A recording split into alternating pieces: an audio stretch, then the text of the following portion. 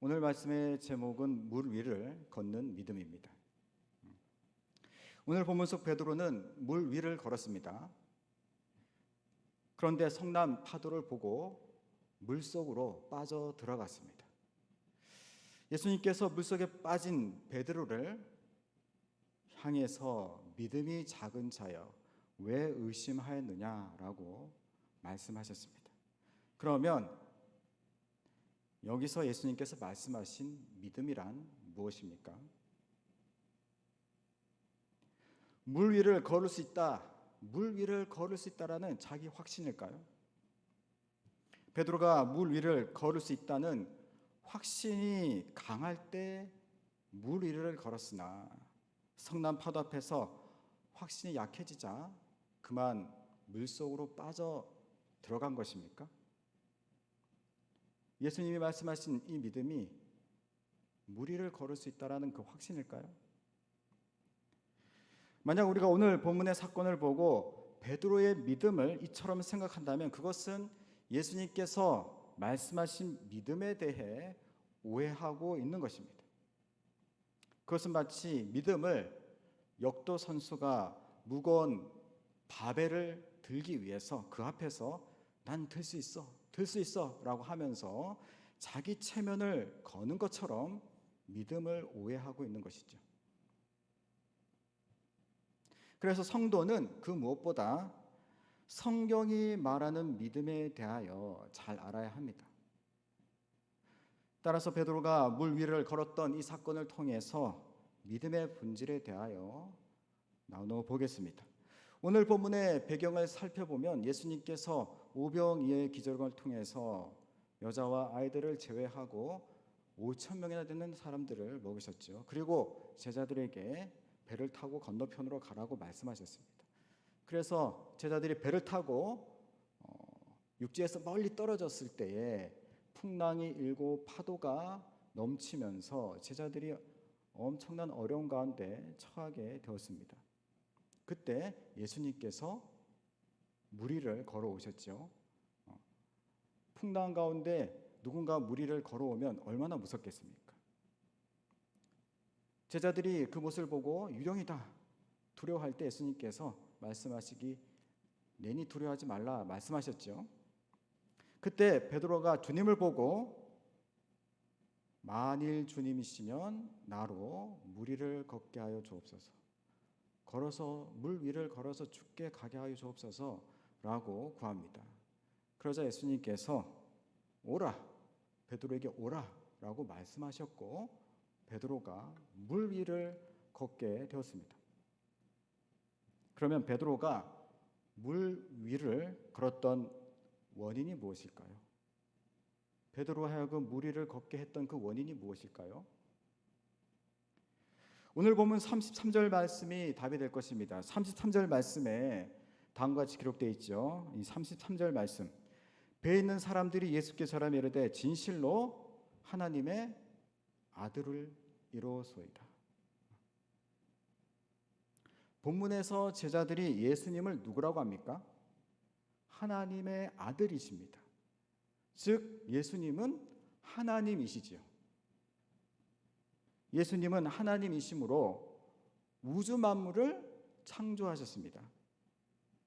그래서 예수님은 자연 만물을 다스릴 권세와 능력이 누구에게 있습니까? 예수님께 있죠. 따라서 예수님은 물 위를 걸을 수 있을 뿐만 아니라 그분이 원하시면 그 누구라도 물 위를 걷게 할 수 있는 것이죠. 그러므로 베드로가 물 위로 걸었던 첫 번째 원인은 그에게 물 위로 걸어오라 하신 예수님이 바로 누구시기 때문입니까? 하나님이시기 때문이에요. 한번 생각해 보십시오. 당시 세상에서 가장 권세가 많은 사람이 누구입니까? 바로 로마 황제였습니다. 그런데 로마 황제가 베드로에게 물 위로 걸어라 명령한다고 해서 베드로가 물 위를 걸을 수 있습니까? 절대 물 위를 걸을 수가 없지요. 그 이유가 무엇이죠? 제 아무리 권세 많은 황제라도 사람이지 그는 하나님이 아니기 때문입니다. 따라서 베드로가 물 위로 걸었던 첫 번째 원인은 바로 예수님이 하나님이시기 때문입니다. 이에 더하여 베드로가 물 위를 걸었던 또 하나의 원인은 그가 예수님을 하나님으로 믿었기 때문이에요. 성도 여러분, 베드로가 예수님을 하나님으로 믿었다는 것이 지금 우리에게 그리 크게 와닿지 않을 수가 있습니다. 우리는 늘 예수님을 하나님으로 알고 또 그렇게 들었기 때문에 베드로가 예수님을 하나님으로 믿었다는 것이 크게 와닿지 않을 수가 있어요. 그러나 그 당시 베드로가 예수님을 하나님으로 믿은 것은 큰 믿음이었습니다. 대단한 믿음이었습니다. 왜 그렇습니까? 그 당시 유대인들은 유일한 하나님을 믿었죠. 그래서 눈에 보이는 어떤 것을 하나님이라고 부르면 그것은 신성모독이고 율법을 어기는 것이기 때문에 그런 자들은 다 어떻게 했습니까? 돌로 쳐 죽였습니다. 또 그 당시에는 살아있는 세상 신이 있었죠. 그 살아있는 세상 신이 누구입니까? 바로 로마 황제입니다. 그는 살아있는 신이었기 때문에 황제 외에 다른 사람을 신으로 추앙하는 것은 곧 반역이었죠. 그래서 예수님께서도 로마인들에게 십자가형을 받으신 이유가 예수님이 자신을 누구라고 했기 때문이에요? 하나님이라 했기 때문입니다. 뿐만 아니라 초대교회 성도들은 예수님을 하나님으로 믿었기 때문에 로마 황제에 의하여 사자들에게 찢기고 십자가에서 로마를 밝히는 불이 되었습니다. 따라서 그 당시 베드로가 인간의 모습을 하고 계신, 그와 똑같은 사람의 모습을 하고 계신 예수님을 하나님으로 믿은 것은 목숨을 건 믿음이었죠. 그래서 이 믿음은 예수님께서 말씀하셨듯이 그 믿음은 성령에 주신 것이고 하나님이 주신 것이죠. 그러면 베드로가 예수님을 하나님으로 믿은 것을 어떻게 알 수 있습니까? 그가 예수님을 하나님으로 믿은 것을 어떻게 알 수 있습니까? 그의 간구, 그의 기도를 보면 알 수가 있죠. 그가 구한 것이 무엇이에요? 그가 예수님께 구한 것이 무엇이죠? 물 위를 걸어가게 하여 주옵소서. 물 위를 걸어서 당신께 가게 해 주십시오. 이 기도가 왜 중요합니까? 이 간구가 왜 중요하죠? 성도 여러분, 모든 기도의 밑바탕에는 그만한 믿음이 있습니다. 그러면 이 베드로의 기도 속에 있는 그 믿음의 본질이 무엇입니까? 바로 예수님을 하나님으로 믿는 믿음이죠. 여러분, 사람이 아무에게나 물 위를 걷게 해달라고 하겠습니까? 베드로가 예수님께 사람이 할 수 없는 것을 구한 것은 예수님을 누구로 믿었다는 증거이죠. 예수님을 하나님으로 믿었다는 증거입니다. 성도 여러분, 이 믿음이 예수님이 하나님으로 믿는 이 믿음이 기독교 믿음의 본질이며 뿌리입니다. 즉 예수님을 하나님으로 믿는 이 믿음이 기독교 믿음의 핵심인 것이죠. 그래서 그 당시 사도들은 이 믿음 때문에 박해를 받았고 성도들은 이 믿음을 지키기 위해서, 예수님이 하나님이시라는 이 믿음을 지키기 위해서 재산과 가족과 생명을 빼앗겼습니다. 그렇다면 요즘 세상에서 예수님만이 하나님이시며 유일한 구원자이시다라고 하면 이 세상의 사람들이 어떻게 반응하겠습니까? 오직 예수님이 하나님이시고 그분만이 유일한 구원자시다라고 말하면, 여러분 주변 사람들에게 그렇게 얘기하면 그들이 어떻게 반응할까요? 아마 극단주의자로 몰아갈 것입니다. 요즘 시대에 그런 말은 너무 위험하다고 합니다. 다른 종교에도 하나님이 계시고 구원이 있음을 인정해야 한다고 합니다. 놀라운 것은 이런 말과 주장이 교회에서도 점점 힘을 얻고 있다는 것이죠. 어떤 분들은 예수님만이 하나님이시며 유일한 구원자라고 하면 타 종교인과 평화가 깨짐으로 전도가 안 된다고 합니다. 맞습니다. 예수님만이 하나님이시며 구원자라고 말하는 순간 반드시 다른 종교와 평화는 산산이 부서지게 됩니다. 역사적으로 종교의 차이나 가치관의 차이로 전쟁이 많이 일어났습니다. 그러니 종교 간의 평화가 필요하죠. 그런데 문제는 그 평화가 예수님과 하나님의 자리를 차지하고 있다는 것입니다. 만약 예수님으로 인해서 평화가 깨진다면 예수님 역시 제거의 대상이 될 뿐입니다. 그래서 앞으로 세상은 예수님이 하나님이시고 유일한 구원자라는 이 믿음을 지키는 것이 점점 더 어려워질 것입니다. 왜냐하면 앞으로 세상은 평화가 하나님으로 섬김 받을 것이기 때문이죠. 그러나 예수님이 없는 평화는 거짓 평화입니다. 왜냐하면 그러한 평화는 지옥의 영벌로 끝나기 때문이죠. 그래서 진리는 때때로 사람들 사이에 갈등을 일으킵니다. 그러나 진리로 인한 갈등은 영혼을 구원으로 인도합니다. 그래서 예수님께서 다음과 같이 말씀하셨죠.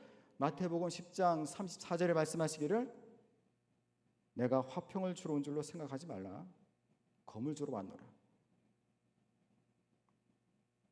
따라서 비록 갈등이 생기더라도 우리는 예수님이 하나님이시며 유일한 구원자이심을 선포해야 합니다.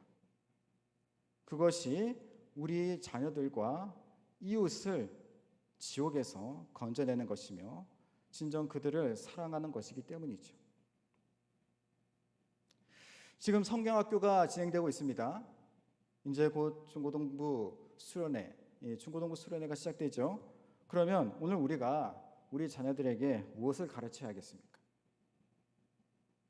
그들은 한 주 내내 세상 학문과 이 세상의 사상을 배우죠. 그리고 주일 단 하루 하나님의 말씀을 듣습니다. 그렇다면 과연 무엇이 그들의 생각을 또 그들의 삶을 주관하고 다스리게 되겠습니까? 우리가 바라는 것은 단 하루 주일에 들은 하나님의 말씀이 그들의 삶을 주관하기를 소망합니다. 그러나 실상은 그렇지 않죠. 성경은 말하기를 믿음은 들음에서 난다고 했습니다. 그렇다면 답은 분명합니다. 더 많이 들은 것이 그들의 믿음이 될 것입니다.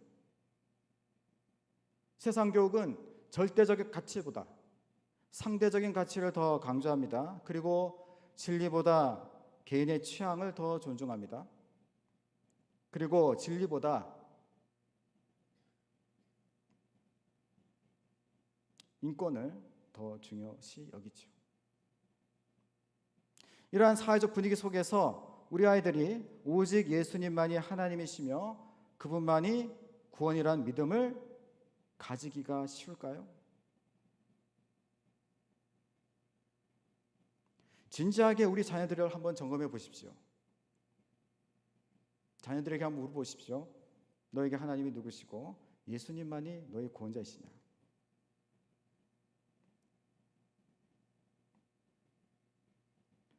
그러면 어떤 아이들은 이렇게 말할 것입니다. 내가 예수님을 믿고 교회는 다니지만 예수님만 믿어야 구원받는다는 것은 너무 편협하고 비합리적입니다 라고 말하는 아이들도 있을 것입니다. 성도 여러분, 인정하고 싶지 않지만 이러한 사고와 생각이 오늘날 많은 기독교 자녀들이 가진 생각입니다. 왜 그럴까요? 이것이 오늘날의 시대 정신이기 때문이죠. 우리의 모든 교육과 또 우리가 접하는 모든 매체 그 아래에 깔려있는 시대 정신이 바로 이런 것입니다. 절대적인 것은 부정하고 상대적인 것을 더 선호하며 평화를 위해서라면 거짓과도 연합하는 것이 오늘날 시대의 정신입니다. 우리 다음 세대가 교회에 나오는 것 매우 중요하죠. 그러나 그보다 중요한 것은 그들이 예수님을 하나님으로 알고 유일한 구원의 주로 믿는 것이 중요합니다.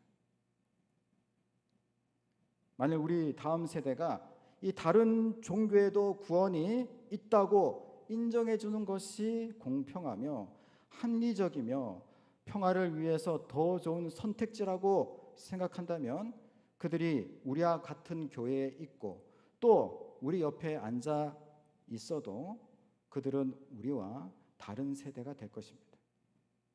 마치 사사시대처럼 말이죠. 만약 그렇다면 참으로 무서운 것은 그들이 교회는 나오나 구원을 보장받지는 못한다는 것이죠. 우리는 진리 앞에 솔직해야 됩니다. 우리는 진리 앞에 솔직해야 되고 우리 자녀들에게 복음과 진리를 가르칠 때 명확하고 정직하게 성경에 있는 말씀 그대로 가르쳐야 되는 것입니다.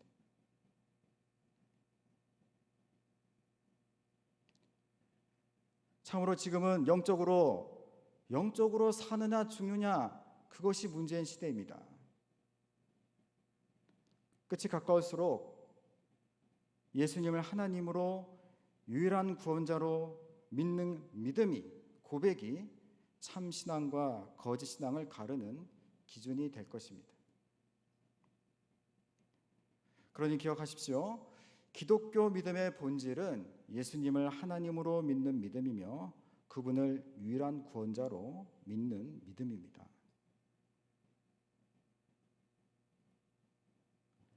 또한 우리가 기억해야 할 것은 이 믿음이 예수님을 하나님이여 유일한 구원자로 믿는 이 믿음이 우리의 기도와 순종을 결정한다는 것이죠.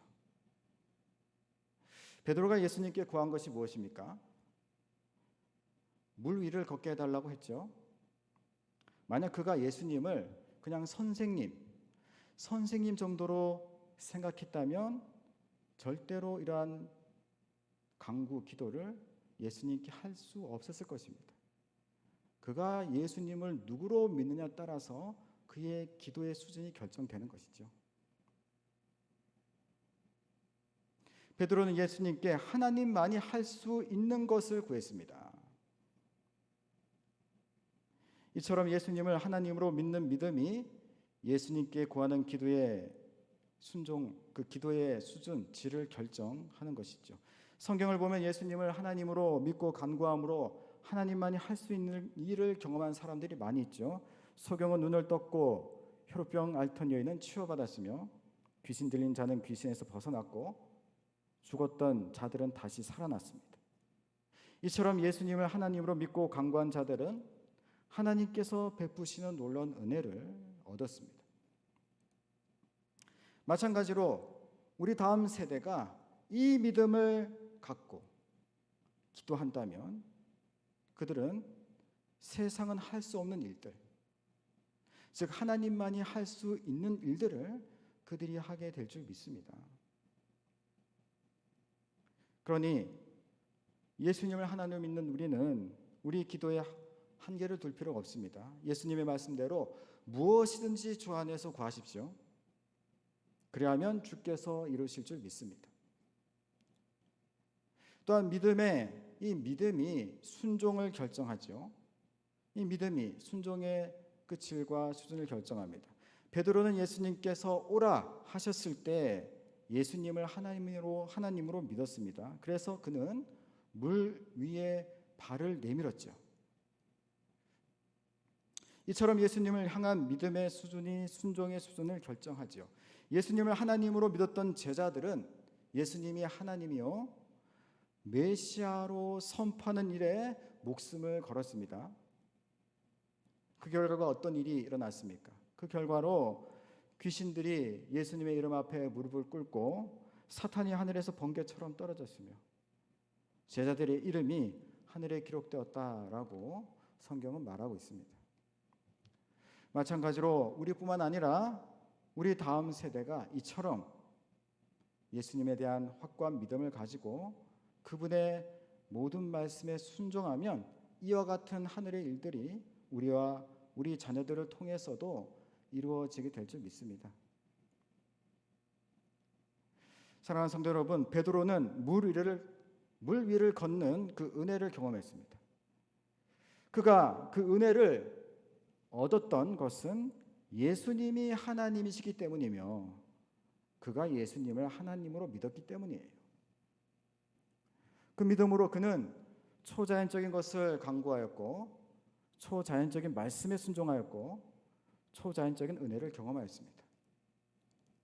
이는 곧 우리가 예수님을 누구로 믿느냐에 따라서 우리의 기도와 순종의 수준이 결정되며 받을 은혜의 수준도 결정됨을 보여줍니다. 따라서 우리가 해야 할 가장 중요한 일은 예수님이 하나님이시며 유일한 구원자이심을 믿는 믿음 위에 굳게 서는 것입니다.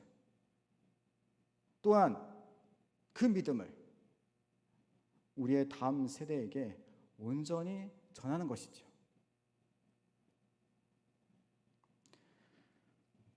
오직 예수님 안에 영생이 있고 참된 복락이 있습니다. 성경은 영생은 곧 유일하신 참 하나님과 그가 보내신 자 예수 그리스도를 아는 것이다 라고 말씀하셨죠. 그러므로 우리는 이 말씀을 통해서 또 기도를 통해서 날마다 예수님을 더 알아가야 하고 주님과 더욱 깊이 교제해야 합니다. 그리하여 예수님을 향한 우리의 기도와 순종의 깊이를 더해 가야 하는 것이죠. 그래서 우리와 우리의 자녀들이 베드로처럼 하나님께서 베푸시는 참으로 세상은 알 수도 없는 하나님이 주시는 놀라운 은혜, 그 은혜들을 한량없이 누리며 살아가는 우리와 우리 다음 세대가 되기를 예수님의 이름으로 축원합니다.